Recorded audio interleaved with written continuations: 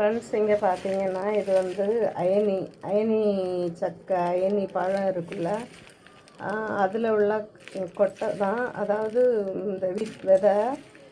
இது வந்து எப்படி இருக்குன்னு பார்த்தீங்கன்னா நமக்கு வந்து சின்ன குட்டி குட்டி குட்டியாக இருக்கும். இதை வந்து எல்லோரும் என்ன பண்ணுவாங்கன்னா பழத்தை சாப்பிட்டுட்டு விதையை தூர போட்டுருவாங்க. ஆனால் இந்த விதையில் வந்து அவ்வளோ ருசியாக இருக்கும் நம்ம வறுத்து சாப்பிட்டோன்னா. இப்போது வறுக்கிறதுக்கு வந்து சட்டியில் மண் வச்சுருக்கேன் பாருங்கள். இது வந்து வறுக்கிறதுக்காகும். மண் வந்து சூடாயிட்டு பாருங்கள். இப்போது நம்ம வந்து இந்த விதையை தட்டுவோம் மொத்தம்.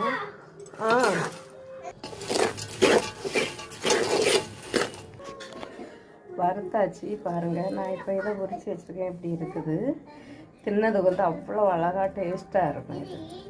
ஆமாம், அது எல்லாருமே சாப்பிட்லாம். முந்திரி பருப்பு மாதிரி அவ்வளோ டேஸ்டியாக இருக்கும்.